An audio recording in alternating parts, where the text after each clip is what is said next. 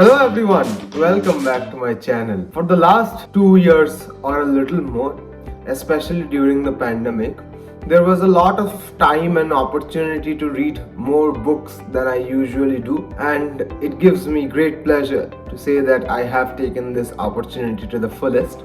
And many people have often asked me to make a list of the best books I've read from 2020 onwards. So this video is about that. But before I go ahead, I would like to give a disclaimer.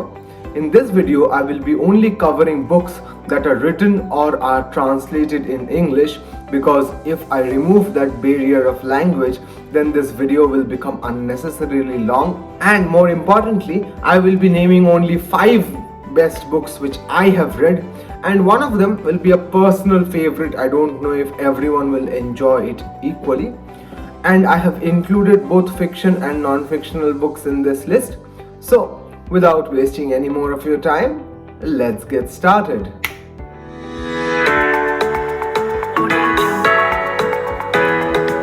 Firstly, I would like to mention that I have only 2 of these books in the physical form, and the rest of them I have read digitally. So the ones I have in my physical form, I will show them to you, and the ones I don't, I will show a screenshot of those books on your screen. So let's begin with the first book. The first book is this one. It's Arundhati Roy's Azadi, Freedom, Fascism and Fiction. It's one of my best read non-fiction books or collection of essays in the recent past. In this book, Roy tries to tell us the differences between the 3 words which constitute her subtitle: freedom, fascism and fiction. Of course, I will not go ahead and give you a summary of this book, but I just wanted to tell you that once you read this book, you will get 3 main benefits. You will get to know Arundhati Roy as a non-fiction writer who, in my opinion, is a little underrated, given the fact that she gained much of her critical acclaim writing The God of Small Things, which is a fictional book. But in the last 5-6 years, I've read a significant amount of non-fiction written by Roy, and I must say it in this context that her non-fiction is just as good as her fiction, if not slightly better at some points. Especially the first chapter of this book, In What Language Does Rain Fall on Over Tormented Cities, is an absolute masterpiece. The sheer competence which she shows in her choice of words, in the way in which she weaves the narrative with subtle hints of historical events which have happened in India in the last couple of decades, just makes the book a perfect read. And this book should be included in all universities and colleges undergraduate or postgraduate syllabi, precisely because this book allows the reader or the student to think freely.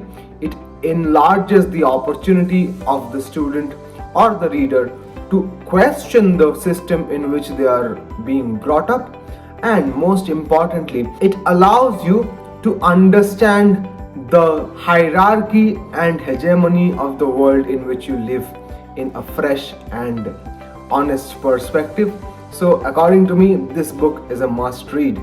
Next, we will go to the one which I said was my favorite, and I will talk about this maybe in a little more detail than the other book. This is the book called 3 Rays. It's a collection of the translated works of Satyajit Ray, published by Penguin and edited by one of my dear professors, Riddhi Goswami. It was published on the occasion of Satyajit Ray's centenary in the year 2021, and it contains all the translated prose of Satyajit Ray, the works of Upendra Kishore that he translated, the works of Shukumar Ray he translated, and his own works which have been translated by the man himself in English.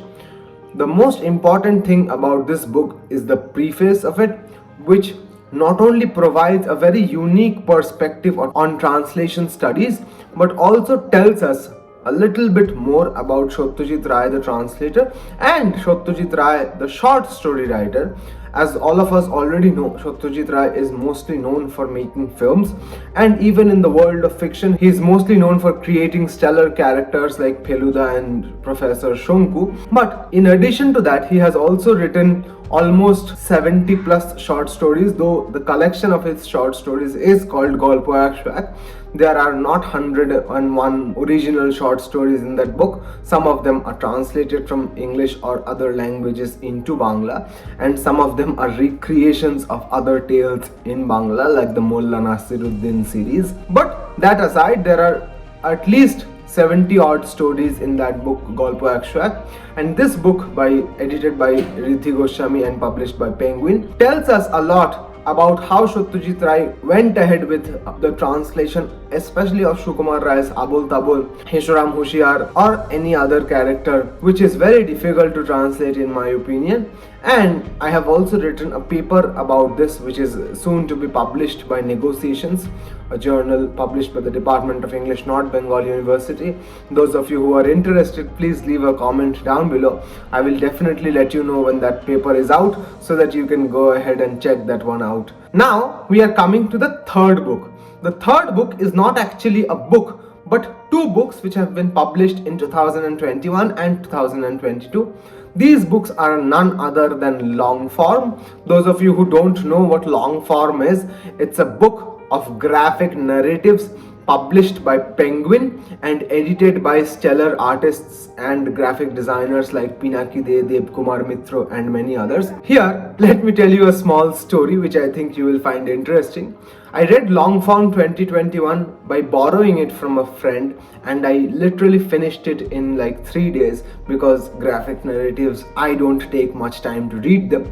But the more important or interesting part is how I read Longform 2022. This is the only book which I have read in the physical form, but I don't have a copy of it with me, precisely because it's very highly priced. At the present moment, I think it costs $13.99 or $14.99 on Amazon, and the MRP of the book is, I think, $18.99. If I'm making a mistake, I'll put it down here, the correct MRP of the book, and there's some discount of that on Amazon. But let me tell you how I read the book. I actually read the book in 4 sittings across 2 different star marks. Firstly, at City Center 1 Salt Lake, I started reading the book there, and I finished about 40% of the book there in 2 sittings. And then I went to South City's star mark, South City Mall, and finished the rest of the book there. In the star mark of South City, there are small benches, at least there were up until a couple of months ago, where they allow you to sit and read the books, and I finished Longform there in 2 consecutive sittings when I went there for some work. So I actually managed to read the book physically without having to buy it, though after reading the book I have come to realize that the book is absolutely marvelous and one must buy it, and I'm looking forward to buying it very soon, even though I have finished reading it, which is the case with many of my books which I have. But the question is, why should you read this book? It not only expresses very unique short narratives in the graphic form, but also allows you to think for yourself as to how the different methods of communication, such as verbal, written, and physical communication, can be expressed through images. How you can express something completely without even saying a word, and how the boundaries of what we consider to be a comic book and what we consider to be a graphic novel can be trespassed if one takes these steps very cautiously and very carefully. So this book is a must read. I know this book is very costly, and I don't think a PDF of these 2 books are available as of yet, but if they are, I will definitely let you know down in the description. You can take a look there. But if you can afford these books, anyone, either 2021's Longform, which is in the 600s, the price range, or the 2022 Longform, whose price I already told you. Let's come to the 4th book. The 4th book is this one. This is Nicholas Mahler's Ulysses. Those who follow me on LinkedIn or Facebook know that I won this book as a prize on Bloomsday 2022. I participated in a translation slam organized by Jadavpur University Press at Jadavpur University on 16th June 2022, where we were given 2 paragraphs of Ulysses to translate from English to a language of our choice. I chose Bengali, and in case you want to read my translation, you can find it down in the description. And I won that translation slam competition, and I won this book as a prize in that competition. I finished reading this book in 3 days. In fact, if I show you, I still have a bookmark on the last page where I stopped. You can still see this. I still haven't managed to remove this because the bookmark looks really pretty. A friend of mine gave it to me. This book has two unique things. Though this is a recreation of James Joyce's Ulysses, one can still read this book without reading the fat original Ulysses, which is a little difficult to read, I have to admit. And more importantly, this book, once you read it, reading the original Ulysses, that is the one by James Joyce, I'm considering it the original just for the sake of convenience. Reading James Joyce's Ulysses after reading Nicholas Mahler's graphic novel adaptation of it becomes a little easier, because now you have a clearer idea of the narrative, how the story flows, and more importantly the motifs and the visual effect which the story is supposed to create in the minds of the reader. This is a very quick read. The images are very well drawn, a little caricaturish, and the author of the book, Nicholas Mahler, has done a really good job in recreating such a classic in the year 2020, and this was published by Seagull Books in 2022. So this is the most recent book in my list. I actually finished reading this just a couple of weeks ago, and it still has kept its impact fresh on me, and I believe if you read this book you can find it equally enthralling. It costs, I think, around 700 rupees MRP, and you can get some discount on it over Amazon or some other websites. Finally, the fifth book on my list is one I finished reading just 3 or 4 days back. It's none other than Gitanjali Shree's book Tomb of Sand, which was published in English as Tomb of Sand, translated by Daisy Rockwell, and all of you already know it won the International Booker Prize in 2022. It was translated from the Hindi original Ret Samadhi, which was published in 2018. It's a story of a mother who loses her husband at the age of 80 and then travels back to Pakistan to confront her trauma. I don't want to give away much of the plot. The narrative style of this book, though translated, is unparalleled. It's nothing like I have ever read. And more importantly, the way the plot is arranged in this book, once you flip through the pages, it costs around 450 rupees on Amazon. Very cheap for a book which has won such a huge international accolade just a few weeks back. So if you can afford this book, please buy it. I have actually ordered it after I finished reading it, and it will reach me, I guess, 3 or 4 days later. I can't show it to you now, but maybe in a later video I will show it to you, the physical copy of the book. It's such a hugely important book for India, more importantly because it's the first Hindi book to ever win the International Booker, and you must read it because it talks about the very important and pertinent issue of partition, which is one of the most important and significant historical events to have ever happened in this country in the last 200 or 300 years. So please read this book if you have the time. It's not a very big book.